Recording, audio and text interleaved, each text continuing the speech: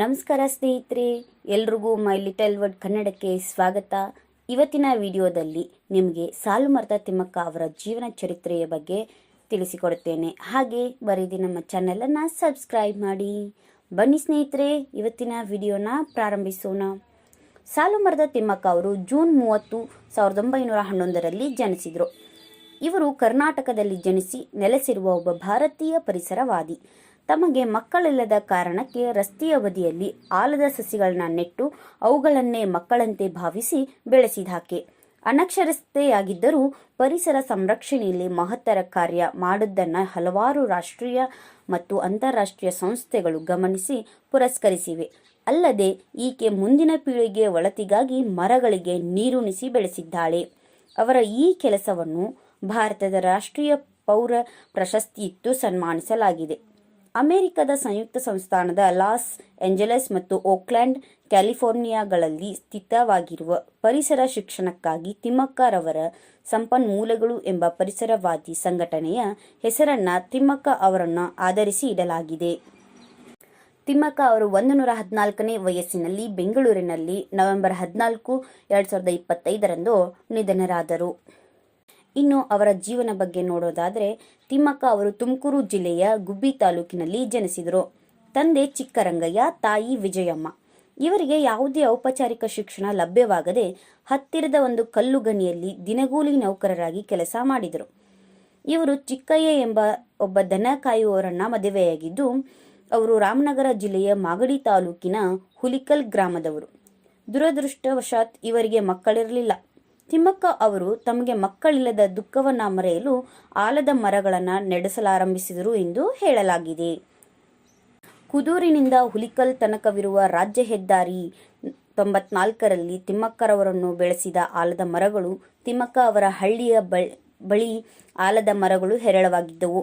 ತಿಮ್ಮಕ್ಕ ಮತ್ತು ಅವರ ಪತಿ ಈ ಮರಗಳಿಂದ ಸಸಿಗಳನ್ನು ಕಸಿ ಮಾಡಲು ಪ್ರಾರಂಭಿಸಿದರು. ಮೊದಲ ವರ್ಷದಲ್ಲಿ 10 ಸಸಿಗಳನ್ನ ನೆರೆಯ ಕುದೂರು ಹಳ್ಳಿಯ ಬಳಿ 4 ಕಿಲೋಮೀಟರ್ ಉದ್ದಳತೆಯ ದೂರ ನೆಡಲಾಯಿತು. ಹೀಗೆ 2ನೇ ವರ್ಷ 15 ಮತ್ತು 3ನೇ ವರ್ಷ 20 ಸಸಿಗಳನ್ನು ನೆಡಲಾಯಿತು. ಇವರು ಈ ಸಸಿಗಳನ್ನು ನೆಡಲು ತಮ್ಮ ಅತ್ಯಲ್ಪ ಆದಾಯವನ್ನೇ ಬಳಸಿದರು. ಈ ಗಂಡ ಹೆಂಡಿರು ಸಸಿಗಳಿಗೆ ನೀರುಣಿಸಲು ಬಿಂದಿಗೆ ಕೊಳಗಳಲ್ಲಿ ನೀರನ್ನು 4 ಕಿಲೋಮೀಟರ್ ದೂರ ಸಾಗಿಸುತ್ತಿದ್ದರು. ಹಾಗೂ ಸಸಿಗಳನ್ನು ಮೇವಿನ ಜಾನುವಾರುಗಳ ಕಾಟದಿಂದ ತಪ್ಪಿಸಲು ಅವುಗಳ ಸುತ್ತ ಮುಳ್ಳು ಪೊದೆಗಳನ್ನು ಹೊದಿಸಿ ಕಾಪಾಡಿದರು. ಸಸಿಗಳು ಬೆಳೆಯಲು ನೀರಿನ ಅವಶ್ಯಕತೆ ಇರುವುದರಿಂದ ಅವುಗಳನ್ನು ಹೆಚ್ಚಾಗಿ ಮುಂಗಾರು ಮಳೆಯ ಕಾಲದಲ್ಲಿ ನೆಡಲಾಯಿತು. ಮುಂದಿನ ಮುಂಗಾರಿನಷ್ಟು ಹೊತ್ತಿಗೆ ಈ ಎಲ್ಲ ಸಸಿಗಳು ಚೆನ್ನಾಗಿ ಬೇರು ಬಿಟ್ಟಿದ್ದವು. ಒಟ್ಟಾರೆ 284 ಸಸಿಗಳನ್ನ ನೆಡಲಾಗಿ ಇಂದಿಗೆ ಅವುಗಳ ಮೌಲ್ಯವು ಸುಮಾರು 15 ಲಕ್ಷ ರೂಪಾಯಿಗಳೆಂದು ಅಂದಾಜು ಮಾಡಲಾಗಿದೆ. ಈ ಮರಗಳ ನಿರ್ವಹಣೆಯನ್ನು ಈಗ ಕರ್ನಾಟಕ ಸರ್ಕಾರವು ವಹಿಸಿಕೊಂಡಿದೆ. ಇನ್ನು ಇವರಿಗೆ ಯಾವ ಪ್ರಶಸ್ತಿ, ಗೌರವ, ಸನ್ಮಾನ ಸಿಕ್ಕಿದೆ ಎಂದು ನೋಡೋದಾದರೆ, ತಮ್ಮ ಸಾಧನೆಗಾಗಿ ತಿಮ್ಮಕ್ಕ ಅವರಿಗೆ ಈ ಕೆಳಗಿನ ಸನ್ಮಾನಗಳು, ಪ್ರಶಸ್ತಿಗಳನ್ನ ಪ್ರದಾನ ಮಾಡಲಾಗಿದೆ.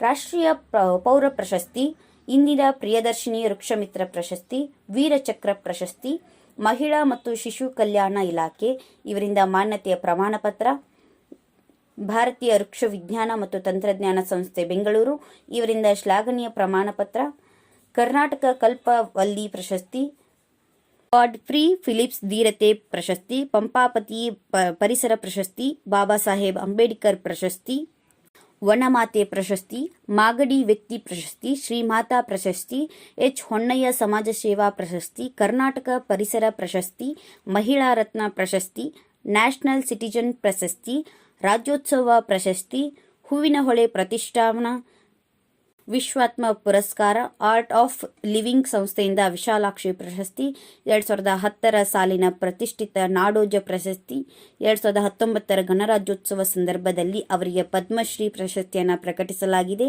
2020ರಲ್ಲಿ ಕರ್ನಾಟಕ ಕೇಂದ್ರೀಯ ವಿಶ್ವವಿದ್ಯಾಲಯದಿಂದ ಗೌರವ ಡಾಕ್ಟರೇಟ್ ಲಭಿಸಿದೆ.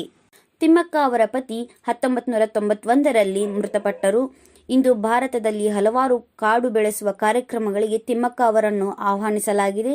ತಮ್ಮ ಹಳ್ಳಿಯ ವಾರ್ಷಿಕ ಜಾತ್ರೆಗಾಗಿ ಮಳೆ ನೀರು ಶೇಖರಿಸಲು ದೊಡ್ಡ ತೊಟ್ಟಿಯ ನಿರ್ಮಾಣವೂ ಸೇರಿದಂತೆ ಇವರು ಇತರೆ ಸಮಾಜ ಸೇವೆಯ ಕೆಲಸಗಳಲ್ಲಿ ತೊಡಗಿದ್ದಾರೆ. ಇವರು ತಮ್ಮ ಹಳ್ಳಿಯಲ್ಲಿ ಒಂದು ಆಸ್ಪತ್ರೆಯನ್ನು ಕಟ್ಟುವ ಆಸೆಯನ್ನಿಟ್ಟುಕೊಂಡಿದ್ದಾರೆ. ಇದಕ್ಕಾಗಿ ಒಂದು ನ್ಯಾಸ ನಿಧಿಯನ್ನು ನಿಯೋಜಿಸಲಾಗಿದೆ. ಇಷ್ಟು ತಿಮ್ಮಕ್ಕ ಅವರ ಬಗ್ಗೆ ನಿಮಗೆ ತಿಳಿಸಿಕೊಟ್ಟಿದ್ದೇನೆ. ಹಾಗೆ ಲೈಕ್ ಆ್ಯಂಡ್ ಶೇರ್ ಮಾಡುವುದನ್ನು ಮರೆಯಬೇಡಿ. ಧನ್ಯವಾದಗಳು ಸ್ನೇಹಿತರೆ.